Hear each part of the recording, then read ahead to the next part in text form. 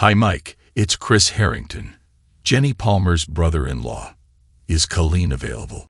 I didn't hear the click as Mike disconnected the call because of my wife Mary's yelling and non-stop pounding on my locked home office door. I waited 2 minutes and redialed Mike and Colleen's home phone. Listen, punk, if you call this number again, I'll report you to the cops. Do you understand? I do, Mike. I understand completely. But you need to understand 2 things. I don't care if you call the cops, and even more importantly, I'm going to talk with your wife, and there's not much you can do to stop me. Have a good night. This time, I had the satisfaction of hanging up on him. Despite the continued banging on the door, I leaned back in my office chair, closed my eyes, and tried to make the last important decision of a long roller coaster day. Should I call my sister-in-law's husband? I asked myself. I met my wife Mary in high school. I was a junior and was sitting in the bleachers with my buddies, waiting for the start of a Friday night football game. A similarly sized group of girls from the sophomore class sat in front of us. As the game progressed, we took turns going to the concession stand. When it was my turn to go, I found that a cute blonde named Mary came with me. We carried hot dogs, French fries, and sodas back, and Mary and I ended up sitting together. She was pretty smart, had a good sense of humor, and best of all, she didn't have a boyfriend.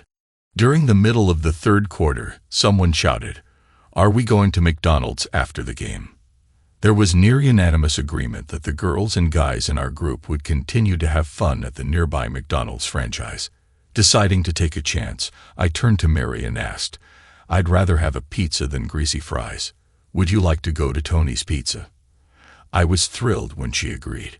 Mary and I dated once a weekend for a couple of weeks and seemed to enjoy each other's company. We committed to going steady after 2 months of dating, and things only got better. Mary was my date to the junior prom, and I was walking on clouds as I escorted the most beautiful girl in our school to the dance. I was in heaven until I wasn't. 2 weeks later, on the Monday leading up to the senior prom, I was jogging to the tennis courts for team practice. I was jogging with my neighbor Julie Burke. Julie was on the girls' team. I was a bit confused when Julie said, "I think you're a really nice guy." "Julie, we've known each other our entire lives," I responded. "Why are you telling me now?" She punched my shoulder as we ran and told me, "It's great that you're letting Mary go to the senior prom with Jimmy Bye. Otherwise, he's so shy and nerdy he'd never get the chance to go." Jimmy Bailey was a nice guy, but definitely shy, nerdy, and I suspected on the spectrum. He was a neighbor of Mary's, and she always watched out for him. I wasn't surprised that Mary agreed to go to the prom, but was upset that she didn't have the decency to tell me. By Friday afternoon, 6 other people had complimented me on my maturity. They thought it was great that my steady girlfriend could be escorted to the prom by her friend and neighbor. Truthfully, I didn't feel mature. I was pissed that Mary didn't have the guts to tell me about the senior prom. I knew she'd come clean on her normal Friday night date. She didn't have a choice. At the last minute on Friday afternoon, I texted her and canceled. I was barraged with texts and voicemails imploring me to call her. After a dozen dings on my phone, I finally sent Mary a text. "I've known about your prom date since Monday. At least 10 people told me. It's too bad you weren't one of them. I want a girlfriend I can trust. That's not you." I turned off my phone and sulked. Mary and I didn't get back together until the start of the next school year. It was a Friday afternoon, and I was heading to my car in the student parking lot. Mary was sitting on the hood of my car as I approached. "Will you let an old girlfriend buy you an ice cream at Dairy Queen?" she wanted to know. That was the start. We were exclusive for the next 2 years. During the 2nd year, we had a long-distance relationship as I went to college in New York City. I was able to come home often and was thrilled to exchange virginities on a March Saturday night shortly after her 18th birthday. Mary and I dated until she left for college the following year. 2 weeks into her freshman year, I received a Dear John email. It seemed that she was having too much fun in college and didn't want to be tied down to a full-time boyfriend. I never called or wrote. I was popular, got very good grades, and was a Division IA tennis player. I replaced Mary with a steady stream of girls, starting the next night. I didn't see Mary again until 2 years after she graduated from college. I was working as a staff engineer for a local defense contractor and was out with some work associates after a long week when I literally bumped into her at the bar. We talked for a few minutes before we each returned to our friends. I'll admit that I kept an eye on her for the next hour and couldn't decide if I should follow her to the parking lot when our group started to break up. I chuckled when, after her friends left, she walked to the bar, sat on a stool, and ordered a drink. When she was served, she swiveled her chair until it faced me and stared at our table. I watched her with a dumb smirk as a stream of guys approached her only to be quickly rebuffed. It wasn't until she looked me directly in the eye and held up 2 fingers that I excused myself from my friends. I needed to wait for Mary to tell another guy to get lost before I was standing next to her. 2, I asked. Mary smiled and said, "Yep. If you had let 2 more guys ask me out, I was going to accept his invitation."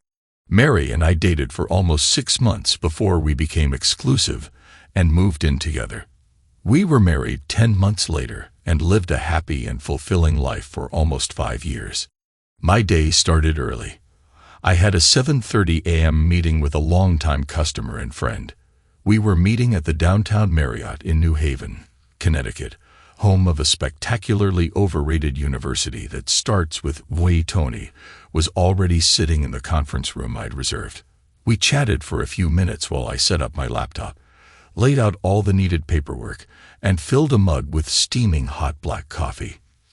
Tony is a civilian contractor assigned by his company to work on the United States Navy's next-generation submarine propulsion system. I'm a senior mechanical engineer at a defense contractor that specializes in marine mechanics. We had successfully worked together on 3 small but important contracts over the last few years. For some reason, we were each getting pushback from our immediate superiors on our current negotiations. We were told that we had one more chance to solve the 7 critical issues remaining before others in our respective companies would take over the negotiations. Tony and I worked straight through lunch and finally took a deep breath at 2:15 p.m. "Do you think your company will accept it this time?" Tony asked. I shrugged and told him, honestly, I can't understand why our last 2 proposals weren't accepted. Tony wondered, "You and I have gotten close over the last few years. Do you think it might be a test to see if we're too close?" I chuckled and admitted, I felt the same thing, and then tiredly stretched and shrugged again. "How about a drink?" Tony asked. I held up my notebook and said, "I've got over 30 pages of notes that I've got to figure out. A drink won't make it any easier. I'm going to hang out and transcribe the important resolutions into my laptop. I'll email you a memo of understanding by 9 a.m. tomorrow morning. Let's get on the phone immediately if there are any misunderstandings. I need to submit my report by noon tomorrow."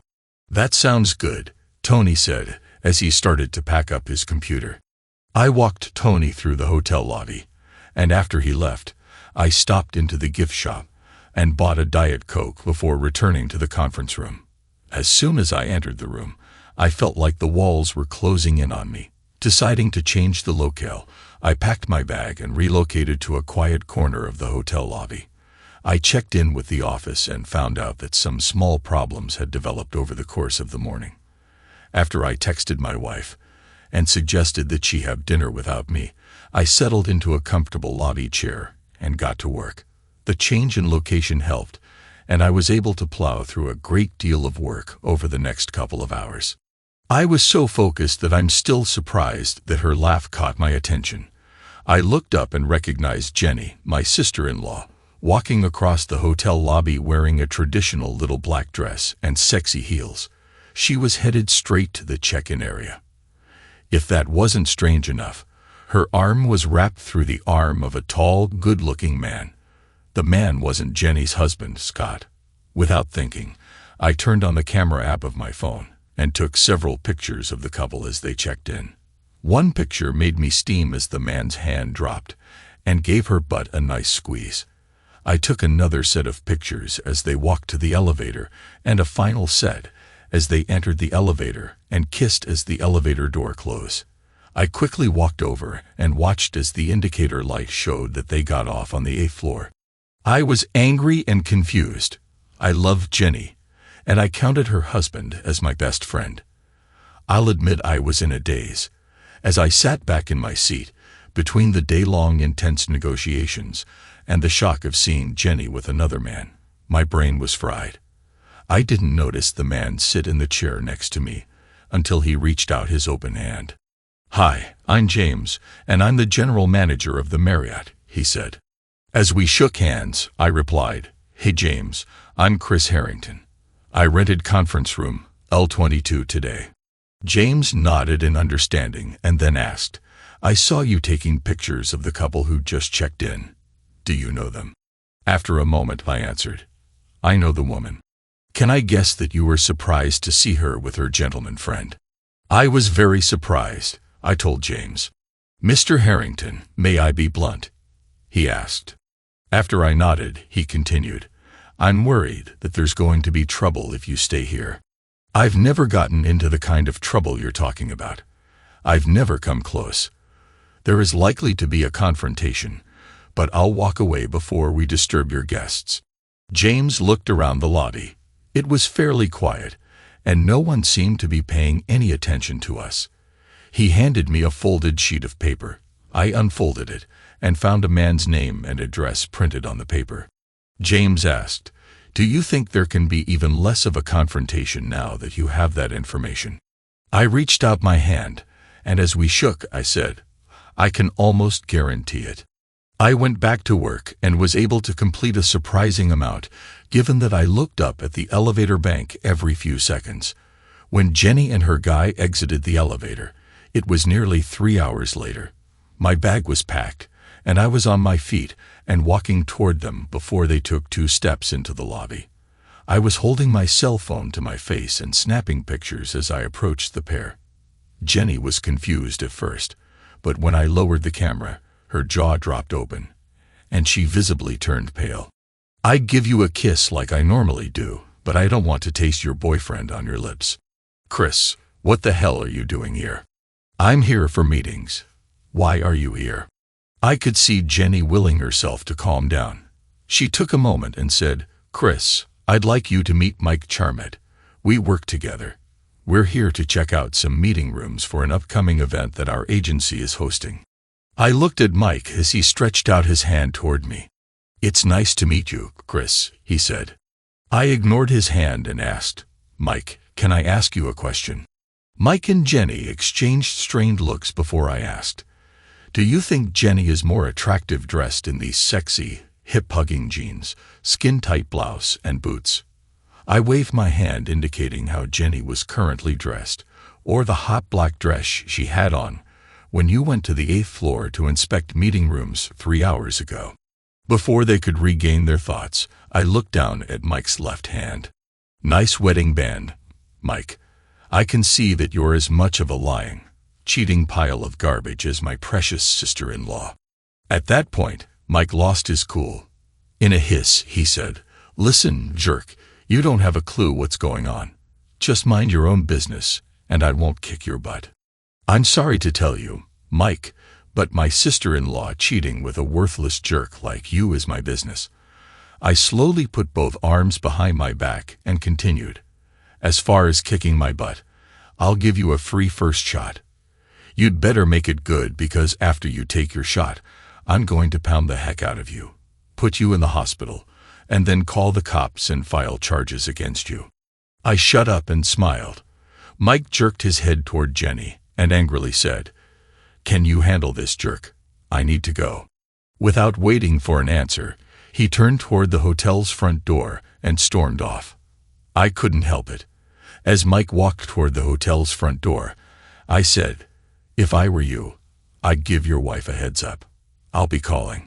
Mike stopped and slowly turned, directing his gaze at Jenny. He reiterated, "Please take care of this, Jenny."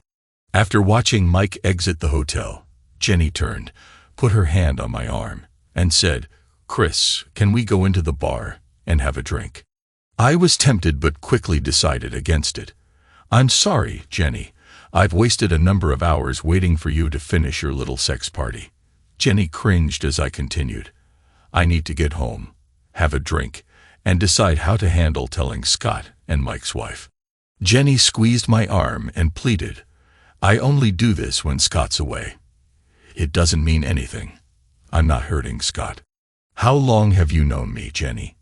She didn't answer but looked deeply into my eyes. I guess it's at least a dozen years since I first dated Mary in high school. Does that sound about right? After letting the silence build, I angrily told Jenny. And in all that time, what would lead you to think I won't tell my best friend his wife is a lying, cheating woman? As I turned toward the exit, I caught the gaze of James, the hotel manager. He gave me a thankful nod as I pushed my way through the revolving door. The rush hour traffic was gone.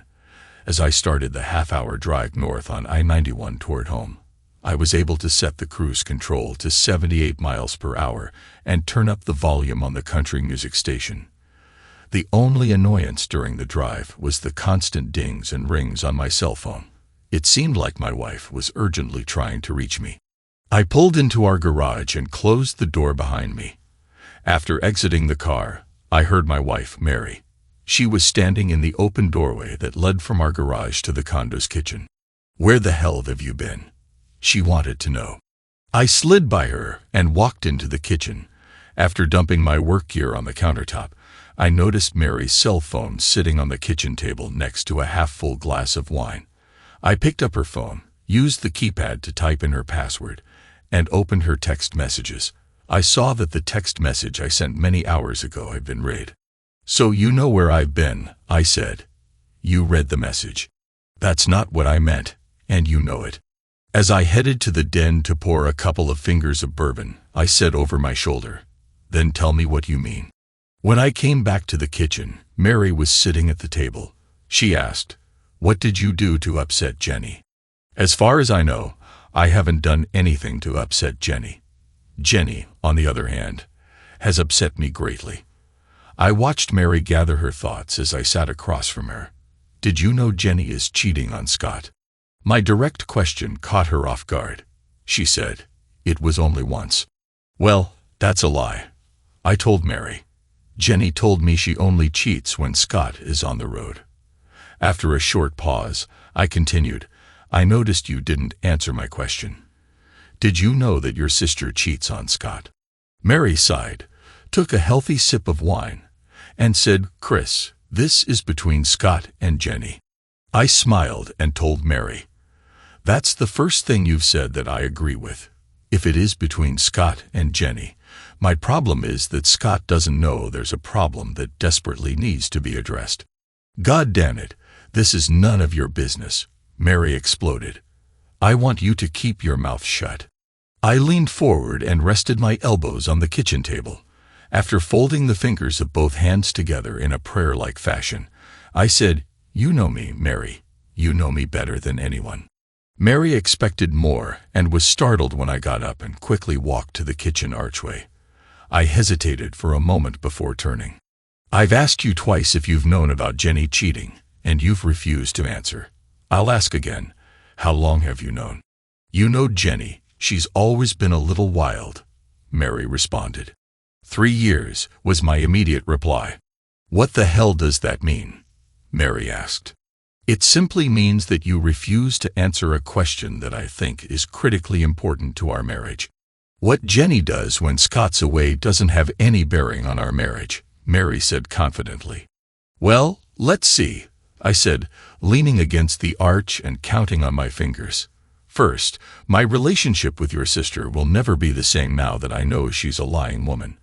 At every holiday that we celebrate with your family, I'll be reminded of your sister's treachery. Second, you've given me every indication that you've known about her vile behavior, and I'm left wondering if you approve. That's not fair, Chris. Third, although I don't travel nearly as much as Scott, I'm on the road for one trip each month. For the first time in our relationship, I have to wonder if you've cheated on me. Mary's eyes widened, and she exploded. How dare you accuse me of cheating? I immediately jumped in and, with as much intensity as I could muster, responded, "I've never accused you of cheating, but your cavalier attitude toward your sister screwing around has me wondering if you have." I stopped and glared at my wife before continuing. "You and I both know you can't prove that you haven't cheated. All I have is my trust in you. And right now, that trust is severely shaken." I turned and walked down the hall to my home office. After doing an internet search on Mike Charmet, confirming he was married, and having both his home and office addresses, I decided to tackle the last awful chore. I texted my brother-in-law, Scott, "You're getting home on Friday, am I right?" It took 10 minutes before he responded, "Yes, I land at 2:30 p.m. Meet me at the pit stop. I'll be there at 4. Does this have anything to do with Jenny's frantic phone call wanting to know if we've talked?" I was trying to decide how to respond when my phone rang. I answered, "Hi, Scott," while swiveling my chair to face the wall. I wasn't going to hide my words from Mary, but I wasn't going to make it easy for her to hear this conversation through the closed and locked door. "What's going on, Chris?" "It's about as bad as it gets, Scott. Are you sure you want to do this over the phone?" After a short pause, Scott asked, "Is she cheating on me?" I answered, "Yes." The silence lasted several minutes, only broken up by an occasional sob. "I'll see you at the pit," he said. The call was immediately terminated. I was going to text Scott and let him know I was available to talk anytime he wanted, but I finally decided to leave him alone. I was confident that he knew I had his back and was available to him anytime he needed me. Mary had quieted down while I was talking to Scott. I'm sure she was trying to listen. After hanging up, I heard her say through the closed door, "Please come to the kitchen. We need to talk." I was actually considering going to our guest bedroom, but decided to finish the bourbon sitting on the kitchen table. After easing myself into a kitchen chair across from Mary, I took a nice gulp of Knob Creek and relished the slight burn in my throat. I glanced over at my wife and could see the wheels frantically spinning in her head as she prepared for her next attack. My brain was dead. I didn't have much fight left in me and knew that the last ounce of booze wouldn't help. I was waiting for Mary to start when my phone began buzzing in my pocket. "Jesus," I exploded. "When will this day end?" I dug the phone out, looked at the screen, and saw a number I didn't recognize, which only added to my sky-high frustration. I answered the phone with an aggressive, "Hello." A female voice responded, "I'm sorry to be calling so late. My name is Colleen Charmet. Someone from this number called my house twice earlier this evening. The calls upset my husband a great deal, and I suspect the caller was trying to reach me." With a sigh, I told her, "Colleen, my name is Chris Harrington. I called earlier and was trying to speak with you." In a somewhat somber tone, Colleen said, "Let me guess, you're calling to tell me that my husband is cheating with your wife." "Close," I told her. "He's cheating with my sister-in-law. Her name is Jennifer Palmer, and I think they work together." There was a long pause before she responded. "This is the third time I've received a similar call, and it will be the last. How does a man do this to a wife and 4 children?" I knew the question was rhetorical, so instead I offered, "I have pictures of them checking in together at the downtown New Haven Marriott, kissing in the elevator as the door closes, and returning to the lobby almost 3 hours later. Jenny was dressed differently after their date." The balance of the call was spent trading email addresses and a promise that I'd send the pictures in the morning. After hanging up, Mary said, "Jenny told me he had an open marriage." "That's a lie," I replied. "His wife and 4 children all believe they're in a monogamous marriage and have a happy family." Mary looked shocked as she held her hands to her face. I continued, "Apparently, this is the 3rd time she's caught him cheating. She is going to divorce him." Mary was stunned as she stared at me. I twirled the last of my bourbon around in the glass before tossing back the last mouthful. After rinsing the glass in the sink, I headed up to our bedroom. As I lay in bed and considered all that had happened to my extended family over the last few hours, I came to the conclusion that I wasn't to blame for all the sadness and destruction. As usual, my alarm went off at 5 a.m. Instead of starting the day exercising in our basement gym, I quickly showered, dressed, and headed to work. I wasn't trying to get away from Mary. I needed to get into the office, complete the memo of understanding, and get it off to Tony. Thursday was busy. Tony and I needed to speak on the phone for 45 minutes to get the wording exactly right on a couple of points, but I was easily able to get the completed agreement to my boss by the noon deadline. I spent the afternoon catching up with emails from the previous day and was heading home at 5 p.m., my normal quitting time. I had been wondering what the evening would bring and was only half surprised when I turned onto our street and saw Jenny's car and her parents' car parked in front of my home. "It's going to be a long, long night," I groaned as I pressed the button to open the garage door. "What the hell did you say to Scott?" was the opening salvo from Jenny as I closed the door behind me. Glaring at my frightened wife, I said, "I'm going to change. I'll be back in a few minutes, but I warn you, if I'm disrespected by your family in my house, I'll physically throw everyone out the front door. That includes you, Mary." I didn't wait for a reply and hustled down the hall to our bedroom. After contemplating the coward's way out and climbing out the bedroom window, I decided to face Mary and her family.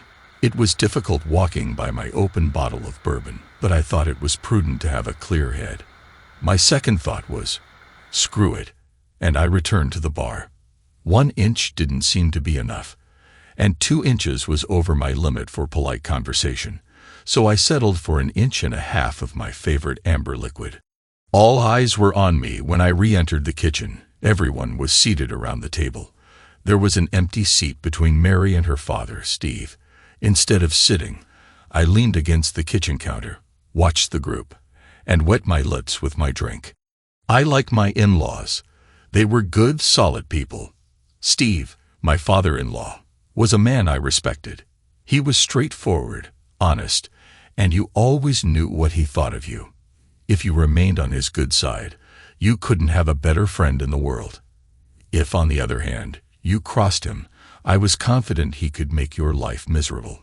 Steve considered Scott and me as friends. My mother-in-law thought of herself as a wheeler dealer and businesswoman extraordinaire. She owned and operated a well-known local real estate franchise with an outstanding reputation, while Betty oversaw the day-to-day operations of the business. Everyone who mattered knew that Steve was the brains behind its success. "Wouldn't you be more comfortable sitting here?" Mary patted the chair next to her. "I've been sitting all day. I'm good where I am," I replied. Jenny had her emotions a bit more under control. She asked, "What did you tell Scott?" I thought for a second before responding. I texted him and asked to meet when he got home tomorrow. I told him it was urgent. After gathering my thoughts, I continued, "Scott called and wanted to know what was wrong. After I confirmed that he wanted to talk over the phone, I told him you were cheating on him. He cried for a few minutes before he was able to confirm that he'd meet me." I was somewhat surprised at how devastated the family seemed to be. Mary was crying and said, "I beg you to mind your own business." I wondered if her statement was for her family's benefit. I answered, "I told you it was my business." My mother-in-law jumped in and said, "That's debatable." Before I could comment, Jenny asked, "Are you going to meet Scott tomorrow?" "I am," I replied. "What are you going to tell him?" she wanted to know. "I don't have much more to tell him," I answered. "I've sent him the pictures I took and told him you were with Mike for just under 3 hours. I've sent him Mike's name and address, along with his wife's contact information. I'll guess that I'm going to be a support and a shoulder to cry on." "What about me, Chris?" Jenny wanted to know.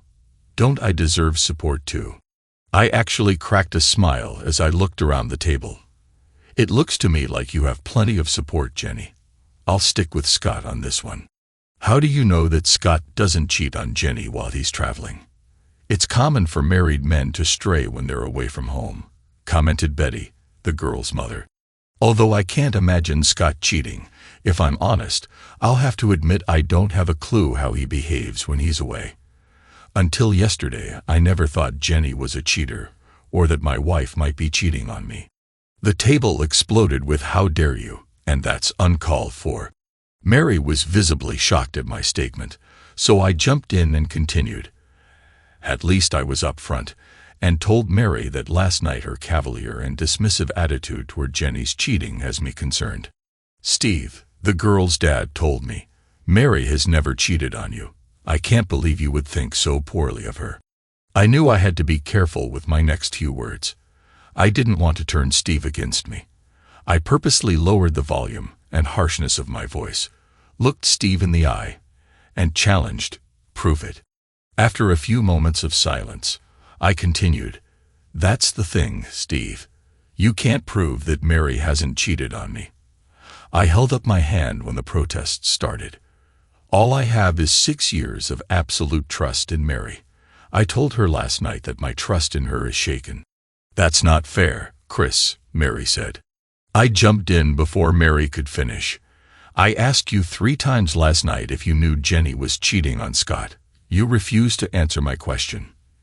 Instead, you changed the subject. You didn't lie, but you were dishonest." "Yes," Mary admitted. "I've known about Jenny's affairs. I haven't supported her, but I didn't want to cause a mess like this." She waved her hands, indicating our current problems. I hoped that her affairs would run their course and Scott wouldn't find out.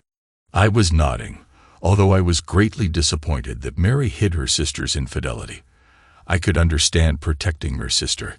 "Do you remember the talk we had about being exclusive a few weeks before you proposed to me?" Mary asked. When I nodded, she looked directly into my eyes and said, "I promise I haven't had a romantic or intimate relationship since our talk. In fact, I haven't been with another man since we started dating after college." Call me naive, but I could see the angel I married 5 years earlier as she spoke those words. "I love you and I believe you," I told my bride. Her family was kind enough to let a few moments pass before we continued our conversation. I could tell that Steve was particularly happy with the turn of events. Betty asked, "What are you going to do about Scott?" "I'm simply going to support my best friend, just like each of you will support Jenny. Scott deserves my support, and I'm going to give it to him." The following 6 weeks were a grind. Scott moved out of his house and into a nearby apartment. He immediately filed papers for an official separation from Jenny, but held off on filing for divorce. I had dinner with Scott every Wednesday while Mary kept the same schedule with her sister. It was a Tuesday afternoon, and I was having lunch with a couple of work buddies at Clyde's Barbecue and Bar. We were sitting at a table for 4 when a man pulled out the empty chair and sat down across from me. "Hey jerk, I'll bet you forgot about me," he sneered. It took a couple of beats before I was able to put a name to the face. "Hi, Mike. I heard Colleen dumped you. How does it feel to be an absentee dad?" He sneered and said, "Screw you. It's your fault." I looked at my friends Carl and Joe and saw that they were mildly amused. Turning my attention back to Mike, I answered, "Yeah, your divorce is my fault." Mike laughed and admitted, "I guess it was partly my fault too, but there are so many married women around that it's impossible for me to stay faithful." I started to feel uneasy about Mike's response when he continued, "It seems I'm a sex addict, and my kink is married women. I like cooking them up with my friends." Mike nudged Carl on his right. "That's what I did with Jenny, your sister-in-law. When her husband left town, I turned her into my personal sex doll and shared her with my friends." He winked and added, "She was really popular. We used her for over a year. She loved every second with me and my friends. I was about ready to dump her when I ran into her and her sexy younger sister at a happy hour." His smirk left little doubt about the rest of the conversation. Reaching into his back pocket, he pulled out an envelope and tossed it onto the table next to my plate. It was the type of envelope that held pictures. Mike's smirk told me everything I needed to know about the contents. I'll admit that my heart shattered into 1,000 pieces, but I would be damned if I'd let the jerk see me falter. I picked up the envelope and stuffed it into my sport coat pocket. "Trying to provoke me?" Mike asked. "Aren't you going to show your friends? I bet they'd love to see the pictures and videos of your wife and her sister screwing my boys. I've been turning her out for over 5 months. As wild and horny as Jenny is, your wife is 10 times wilder." Laughing, Mike continued, "I have a video of her on her knees, pleading for us to bang her. She loves being used like a sex doll." He laughed again. "What's the matter, jerk? Don't you have anything to say?" I was gritting my teeth but needed to respond. "You've got to be the stupidest scumbag on the face of the earth." His smirk was still ear to ear when I told him, "When I give Jenny's husband, Scott, those pictures, he's going to file for divorce. Since you're Jenny's direct supervisor, how long do you think it'll take for him to sue you and your company? You'll be out of work in a week." It was hard, but I started laughing. The idiot knew he had underestimated me and was considering his next move when I said, "Did you know I grew up in this town?" "What do I care about where you grew up?" the jerk replied. The jerk was in for a world of hurt, but I'd take my time. I know all the movers and shakers in town. Mike didn't look very impressed, so I continued, "I also know the meanest pieces of crap. I'd like to suggest that you leave town while your legs still work." "Screw you. I'm not scared of you. I've got witnesses that you threatened me," he said, indicating Carl and Joe. They both laughed, and Joe said, "He really is an idiot. You're getting divorced and losing your kids. You're going to be fired from your job while paying alimony and child support. Best of all, I'd advise you to be looking over your shoulder soon. Someday soon, you're going to end up in a world of hurt." Mike smugly pushed his chair back, stood and said, "Screw you, jerk. You're nothing but a cuck with a scum-sucking wife." My mind was whirling out of control as Mike walked away. Later, back in my office, I did look at the pictures and confirmed the most grotesque details imaginable for a happily married man. There were explicit photos of Mary with 6 different men. In a couple of pictures, she was surrounded by 3 men and a woman. A second grouping of pictures showed Jenny doing many of the same acts. The video was even worse and crushed my soul. Mary and Jenny loved being the center of a series of grotesque orgies. Cries of "screw you harder" are words I'll never be able to forget. After gathering my thoughts and pushing the overwhelming sadness and anger to the side, I called Scott and asked him to meet me for dinner. After 15 more minutes of staring off into space, I invited a second person to join Scott and me. I had tears in my eyes as I sat at my desk and continued to outline my plans. I knew it would be impossible for me to act normal around Mary. I had to get away. I traveled almost once a month for my company. Half of my trips were planned in advance, and the other trips were urgent and last minute. I texted Mary, "The Whittaker account is in trouble. I'm on my way to the airport." Scott and I had a very quiet dinner that night. After ordering beers, I handed him the small stack of pictures that Mike had given me earlier in the day. Scott was equally devastated for himself as he was for me. We agreed that divorce was the only option that worked for us and discussed the possibility of suing the insurance agency that employed Jenny and Mike. In the end, we decided to follow the advice of our divorce attorney. We'd been sitting at our table for well over an hour when I saw Mel enter the bar. He scanned the room, spotted me, and headed in our direction. He stopped to shake hands and exchange a few words with people at different tables. S is a generation older than Scott and me. His daughter, Trish, went through our school system. Years ago, S owned a large automobile salvage yard just outside of town. 15 years earlier, when I was 16 years old, I was practicing my serve at the high school tennis courts one summer afternoon. Trish gave me a wave as she rode her bike past the courts. A few minutes later, as I was gathering up the balls scattered around the court, I looked up and saw 5 classmates forcefully pushing Trish under the baseball field bleachers, about 100 yards away. I had a pretty good idea of what those jerks were thinking, and I knew Trish wasn't that kind of girl. I ran from the courts and reached the bleachers a few seconds later. Trish's t-shirt had been pulled off. She was screaming, crying, and trying to cover herself as they tugged at her shorts. Stan Malloy turned just in time for the rim of my racket to connect with his nose. It exploded, blood splashing in every direction, and Stan let out a blood-curdling scream as he dropped to the ground. My backhand solidly connected with Joey Burns' cheek, and he was down for the count. I don't remember much after that. The 3 remaining jerks tackled me and stomped the living daylights out of me while I was down. After they got their last few kicks in, they got scared and hightailed it away. Trish continued to cry as I tried to get my bearings. We left Trish's bike at the field, and she helped me to my car. I was barely able to drive, but eventually pulled up to the front of her house. My car hadn't fully stopped before Trish jumped from the front seat and ran, crying, into her home.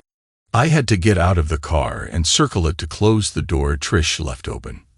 As I closed the door, I heard a crash and turned toward the house. A huge bull of a man was running toward me, his face looking ready to kill.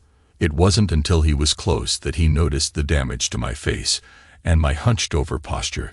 "You're Harrington's kid," he growled at me. I was barely able to nod. "I think I need an ambulance, Mr. Mell." I slumped against the car and slowly and painfully lowered myself to the ground. Mr. Mell turned and yelled toward the house, "Call an ambulance. Do it now." Mr. Mell kneeled next to me, took my chin in his hand, and turned my head until we locked eyes. What the hell happened to my daughter? He wanted to know. "Some jerks pulled her under the baseball field bleachers," I groaned. "Was it you?" he barked. I shook my head. I was practicing at the tennis court next to the field. Each word was painful. There was fire in his eyes as he asked, "What did those jerks do to my daughter?" He wasn't able to finish the sentence. When I got there, they had pulled her shirt off. They were trying to get her pants off. She was still wearing her bra and shorts.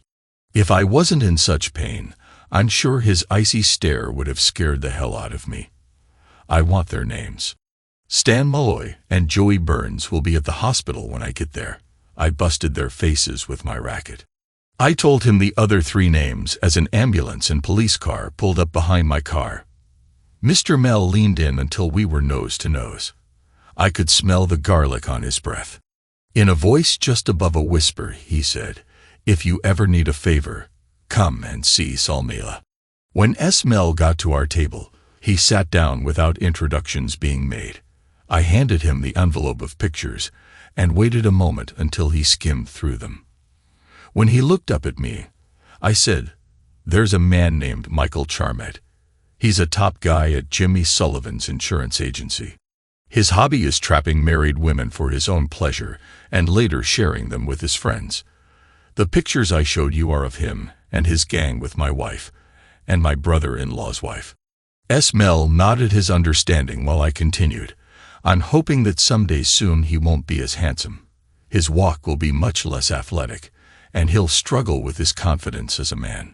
The 3 of us sat quietly for a number of minutes before S. Mell uttered his only words, "As you'll both be single soon, it might be smart if you join a gym. You might decide to go from work directly to the gym every single night. You can work out together for a few hours, and then go out and have a nice dinner afterward." He looked carefully at our confused faces before finishing. "Do you idiots think you can have airtight alibis each night?" When he finally knew that we understood what he was saying, he rolled his eyes, nodded to me, got up, and slowly walked out of the bar. I didn't go home, as I had told Mary I was out of town.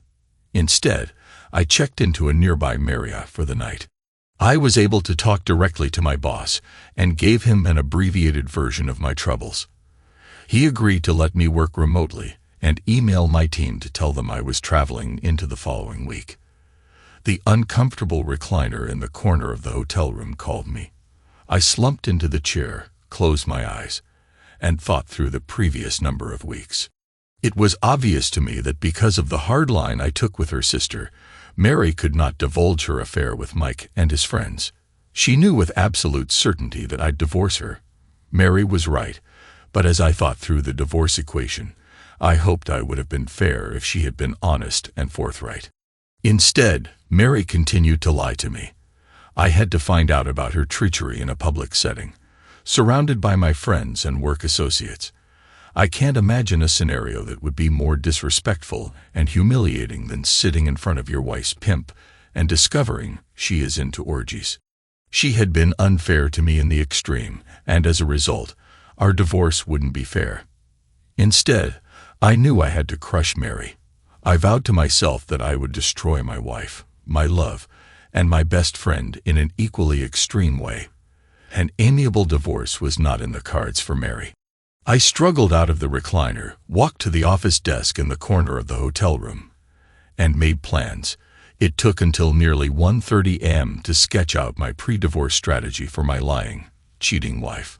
If my plan went poorly, her heart would be crushed. On the other hand, if things lined up as I thought they might, she would be left shattered and in a heap at the curb. The next morning, I was able to get an appointment with a divorce attorney for the following day. Despite the attorney's recommendation, I didn't begin to divide our finances. That would have to wait. I moved to an extended stay hotel and set up a remote office. I ignored phone calls and texts from Mary until Friday. At that point, I simply messaged her that I would be away for the weekend. Her response was beyond upset, and she called all weekend, begging me to call her back. Over the weekend, I was able to purchase everything I needed for my plan. After my checklist was complete, I headed to the mountains for a long hike. On Sunday, when I returned to the hotel, I turned on my phone and saw texts and calls from Mary, each of her family members, and a few work associates. Apparently, Mary was extremely upset that I was off the grid and was trying to track me down. On Monday and Tuesday, I worked from my hotel room. I tried to tie up all loose ends, as I'd be out of the office the following day. Wednesday was D-Day. I checked out of the hotel after breakfast and headed home. On the way, I drove through the parking lot of Mary's employer to make sure her car was at work. I also put a GPS device under her seat. It took a couple of hours to set up the needed equipment and props at home, and I was done by early afternoon. At 2 p.m., I started a fire in our living room fireplace. Mary and I often enjoyed a nice fire on a weekend winter night. We'd sip wine, talk, and snuggle as we watched the flames dance in the fireplace. But today wasn't a chilly February day. It was September, and the outdoor temperature was 84 degrees Fahrenheit in the early afternoon. I waited until 3 p.m. and texted Mary, "Just arrived home." My phone rang immediately. I let Mary's call go to voicemail, but she didn't leave a message. Instead, she texted me a rude comment. I watched the GPS indicator on my laptop. I had expected Mary to leave work immediately, but she didn't. The fire was blazing, and I continued to add logs to the pile. At 5:05 p.m., when the GPS indicated that Mary had started her drive home, the temperature in the living room was stifling and easily over 100 degrees Fahrenheit. Perfect, I thought. My heart hardened. I gritted my teeth and waited for her to get home. There was a 3-minute delay between the time that Mary opened the garage door and when she entered the kitchen. I heard her drop her briefcase by the door and felt her presence as she stood in the entryway to the living room. She walked in and found me sitting on the couch, watching the fire. There was a cheese and cracker plate and a bottle of wine on the table in front of the couch. I was holding one glass of wine. A second glass was at the other end of the table and was for Mary. "What the hell are you doing? The heat is overbearing," was Mary's comment as I turned from the fire to look at her. I asked, "What the hell does it look like I'm doing? I've prepared a romantic welcome for my wife." I noticed that 2 beads of sweat were already running down her forehead and cheek. Romantic. The word caught in her throat, and she didn't finish the sentence. Instead, she took a few steps closer to the fire, bent down, and picked up a half-burned item off the stone. She held it up and studied it closely before taking a step back and looking toward the top shelf of the bookcase. I thought she might hurt her back. She whirled so quickly to face me, her eyes wide in horror as she showed me the smoldering front cover of a book. It was the only part of the book that had escaped the flames. It didn't look like Mary was in any shape to form words, so I calmly told her, We didn't have any kindling to start the fire, so I used a couple of those old books. I nodded to the empty space on the top shelf where Mary kept a full row of books. I only used 4 or 5. We have plenty more to start our next fire. While talking, I had gotten up from the couch, grabbed Mary's glass of wine, and was holding it out to her. I watched as her face morphed from incomprehension to rage. On the day Mary was born, her dad gave her a present, the most popular children's book of the previous year. On the first empty page, her dad wrote Mary a love letter that was heartwarming and described his hopes and dreams for his daughter. Her dad gave her the same birthday present each year, 28 books, each a reminder of his love. I clenched my jaw as I saw Mary scream and start to swing. I'm not sure if she intended to slap or punch me, but when her hand hit my face, it hurt like heck. Her hand smashed into my left eye, and her fingernails broke the skin on my cheek. The contents of the 2 glasses of wine covered the front of my shirt and pants. Her face changed again, and as she started to cry, I could see utter confusion. Without saying a word, she turned and ran up the stairs to our second-floor bedroom. I heard the door slam behind her. Although I was devastated because I knew my marriage was over, I did smile. My plan had worked to perfection. When I looked in the bathroom mirror, I saw that my eye was red and starting to swell. Mary's nails had broken the skin, and a tiny bit of blood trickled down my cheek. Let's get this over with, I said to myself as I pulled my cell phone from my pocket and dialed 911. 911. What's your emergency? I heard from the other end. My name's Chris Harrington, and I need police help with a domestic situation. My wife has physically attacked me. After giving the dispatcher my address, she asked, "Are you in a safe place, Mr. Harrington?" "I am. My wife has locked herself in her bedroom. I'll be sitting on the front porch until the police arrive." "Do you need medical attention?" the dispatcher asked. No, I wasn't hurt that badly. For police procedure, the dispatcher stayed on the line until the first police car arrived. I knew my call was recorded, so I was very careful how I answered her questions. Almost immediately after the first patrol car pulled up to the curb, a second arrived. 3 police officers crossed the grass together. "Thanks for coming, officers." "What's going on?" the crusty old veteran asked. I turned my head so they could easily see the damage to my left side. "My wife, Mary, hit me." "Why did she strike you?" he wanted to know.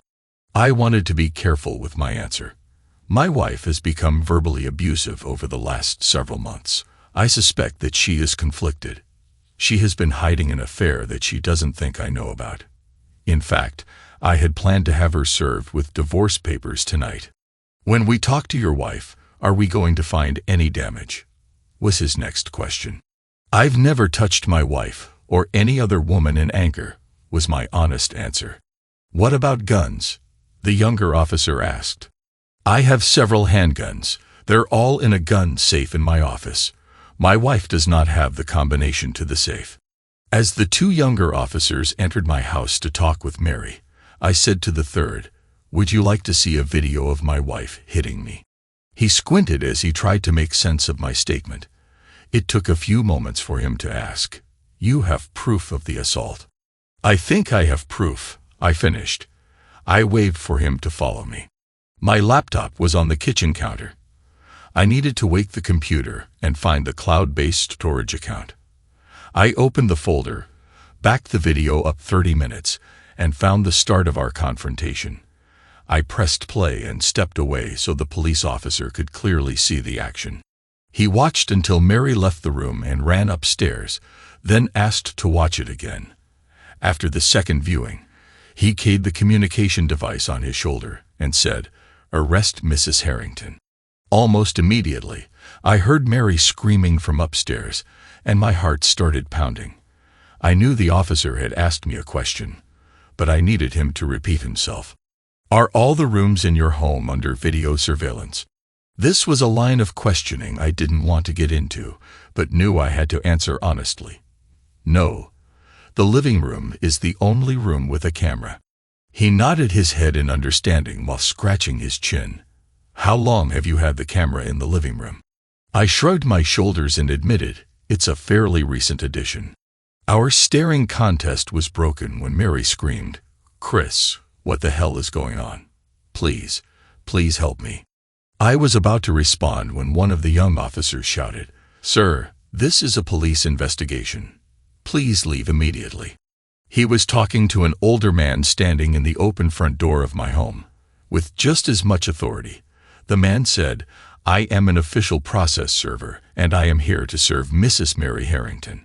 He marched up to Mary as all three officers took a step closer in case things got out of hand. The man asked, "Are you Mary Harrington?" When Mary nodded, he held up an envelope and said, "Mary Harrington, you are served. In addition to the divorce petition, there is a restraining order keeping you away from Mr. Christopher Harrington, his home, and his work." Because Mary was handcuffed, he handed the envelope to the officer holding Mary's elbow. As the process server left, I turned to Mary. I watched as the panic and confusion drained from her face, replaced by calm. She looked at me and asked, "How did you find out?" "Mike told me," I replied. As the two younger officers escorted Mary to the back seat of the patrol car, the third officer gave me his business card and asked that I email a copy of the video. I walked into the front door and watched the first car pull away with Mary. The older officer had stopped halfway down my front walk. He turned and asked, "I've seen you on occasion at the pit stop, haven't I?" "Yes, I recognize you," I said. "The sergeant," he told me, 4 years ago, I divorced my wife for cheating. I'm paying alimony, child support, health insurance, and the mortgage on the house she lives in with my kids and her jerk boyfriend. Maybe the next time I see you at the pit stop, you'll let me buy you a beer and tell me what the heck happened here today." I went to work the next day and was able to be somewhat productive. As I survived Thursday and Friday, I actually groaned out loud when I arrived home on Friday night and found my father-in-law sitting on my front step. After pulling into the garage, I got out of the car and yelled, "Coming this way, Steve." As he entered, I was pouring 2 extra-large Knob Creeks. We sat at the kitchen table, slowly sipping our drinks for many minutes before he said, "She was cheating too." I simply nodded. "Is there any hope?" he wanted to know. I took 2 more slow sips before I could calm down enough to be kind and respectful to Steve. It wasn't just one time, and it wasn't with just one man. I took another taste and then told Steve, it wasn't just one time, and it wasn't with just one man. It wasn't with just one man at a time. He looked at me with disbelief, and before he could respond, I told him, "I've seen pictures and videos that make me want to throw up." Steve shrank in his seat and turned white. A tear ran down his cheek. We sat together for a long time, each of us caught up in our own thoughts and memories. "Mary and Jenny didn't learn this behavior from their mother or me," he said. His intense stare was almost chilling. Several more minutes passed before Steve rose to his feet and circled the table. As I stood, he grabbed me in a tight bear hug and sobbed into my shoulder. After letting go, he shuffled to the door with the same gait as a 90-year-old man. After opening the door, he looked over his shoulder and said, "Burning those books was a crappy thing to do." I had completely forgotten about the stunt I used to start the altercation with Mary. I nearly shouted, "Hold on." I exited the kitchen and was back within seconds with a small box. I handed it to Steve. After opening it, he looked at me with a stunned expression. "I know you treasure those books and I never would have destroyed them," I said. "Then how?" He was too shocked to finish his thought. "I went out to the bookstore and got a copy," I explained. As is my normal morning habit, I sat at the kitchen table that Saturday morning and scanned our local newspaper on my tablet. I smiled when I read the Hartford Times local section. West Hartford police are investigating the savage assault on a local man as he left a neighborhood bar in the Elmwood section of the city. Michael Charma was attacked in the rear parking lot of Tops at approximately 10:30. His injuries are extensive and required hospitalization. A spokesman for the WHK said that the police have several leads and expect a quick arrest. It was a bright and sunny November morning.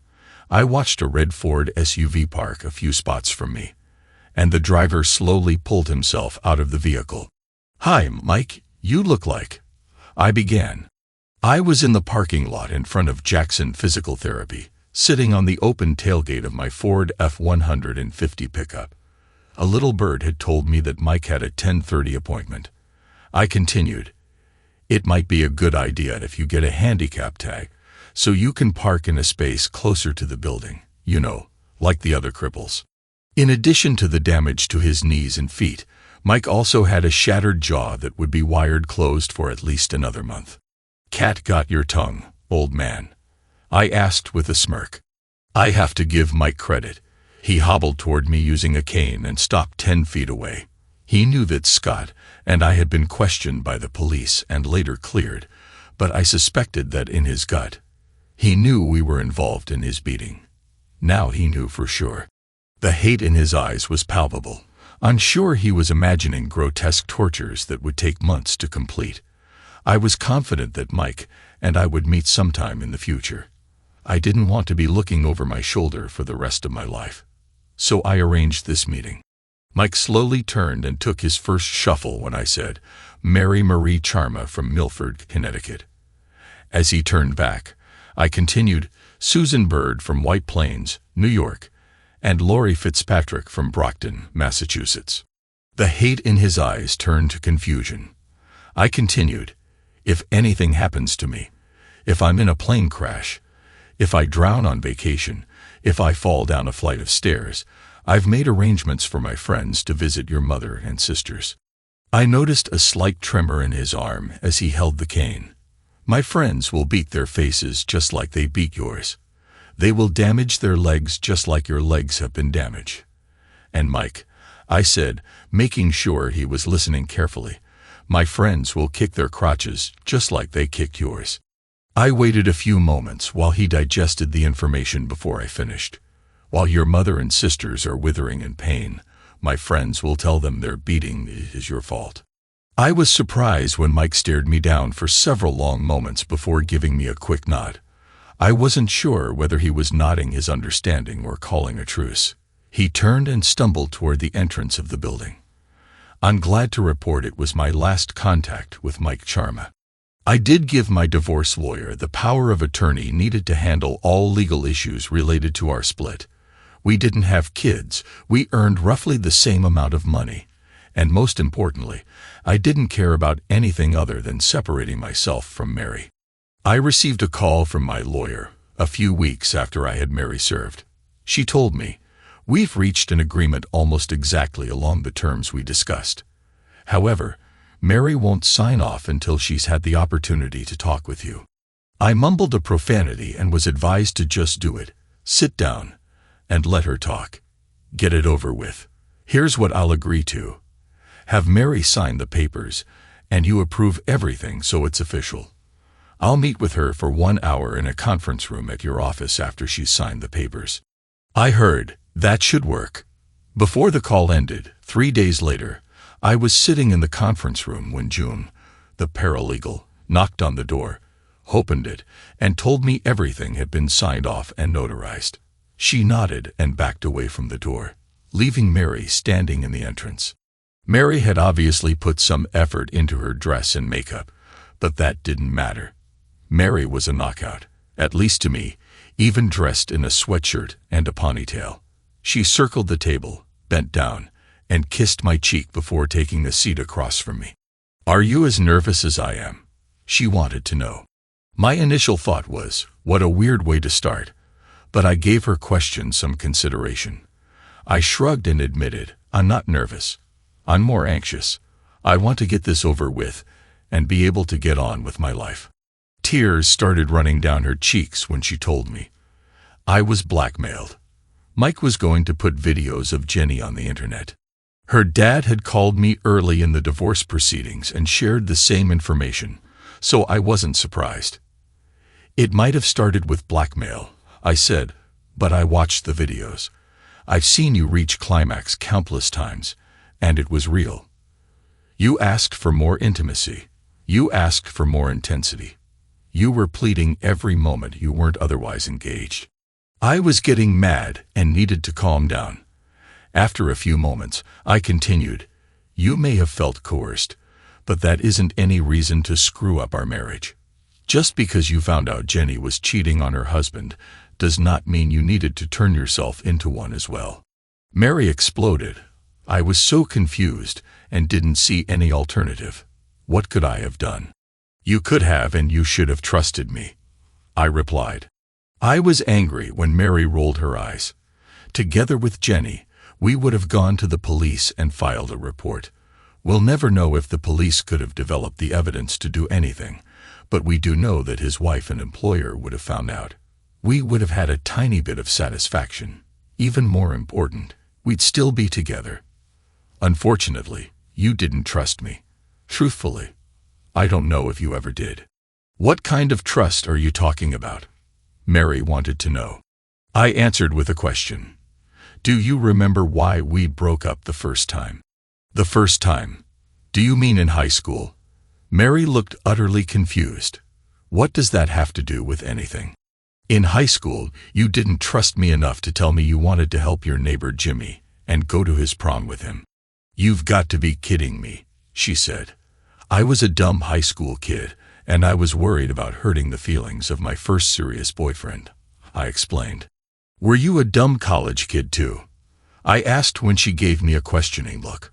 I continued, "On Labor Day weekend before you started college, we made love in a raft on Simpson Lake. Afterward, we promised that we would remain faithful and get married after college. Your promise lasted 10 days. Mary angrily asked, "Are you telling me that you were completely faithful the first year you were in college?" I shook my head and ignored her pointless question. "My point is, whether you agree or not, I question if you ever trusted me. I don't think either of us would argue that I have every reason to not trust a word that comes out of your mouth at this point. You straight up lied when you're not lying. You are playing word games and hiding the truth, trying to change the direction of the conversation." Mary told me. "I haven't seen Mike's since all the trouble started." When I smirked, Mary asked, "What?" "Mike had an unfortunate accident," I said. "He's not able to perform at his previous peak level." "What are you talking about?" Mary asked with an ear-to-ear grin. "Among many injuries, both of his testicles ruptured. One was surgically removed," I explained. Her voice was barely above a whisper when she asked, "How could you possibly know?" "I know because that's what I paid to have happen," I said. Her hands covered her face as she stared wide-eyed across the table at me. "He's a vicious man, Chris. I'm scared for you." I met Mike a few weeks after his accident, and we had a very civilized chat. I'm almost positive that I convinced him our association needs to end. Mary's expression changed from fright to love. I'd seen that look countless times over the years. "You still love me?" she nearly shouted. I was so surprised by her outburst that I laughed. Mary was obviously frustrated and said, "You can't tell me that you don't love me." I shrugged and told her, "You're right. I can't say that I don't love you. I also can't say that I do love you. What you need to understand is that I'm unwilling to put the time and effort into growing any love that's left in me." Mary nearly exploded. "Why would you ever say that?" "It's simple," I said, looking directly into her eyes. "You aren't worth it." Mary sat back and noticeably shrank into her chair. Tears continued to stream down her cheeks, and I could see that she was breathing through her open mouth. I reached into the folder that had been sitting on the table in front of me and took out 3 pictures. One by one, I placed the pictures in front of her. The first picture clearly showed Mary naked with her legs spread wide. The second picture had Mary on her hands and knees. In the third picture, Mary was on her knees and smiling. The bottom line for me is that my future children, and I deserve someone better than that vile woman as their mother and my wife. Goodbye, Mary. I got up and walked away. A few days later, Mary was sentenced to 50 hours of community service for the domestic violence case. It took another 7 months for me to get the divorce settled. I sold the house and gave Mary her share from the proceeds. I moved to a different town while still keeping my job. I did not plan to move again and have just kept myself busy with work. Scott also filed for divorce and is still living in the same town. I occasionally get calls from Steve asking how things are going. I enjoy his calls, Scott, and I meet occasionally when he is in town for his business trips. Life has not been kind, but it is still better off this way. Thanks to everyone who took the time to listen to today's stories. If you enjoyed it, please consider liking and subscribing if you haven't already. Feel free to share your thoughts on the events in the comments below. Take care.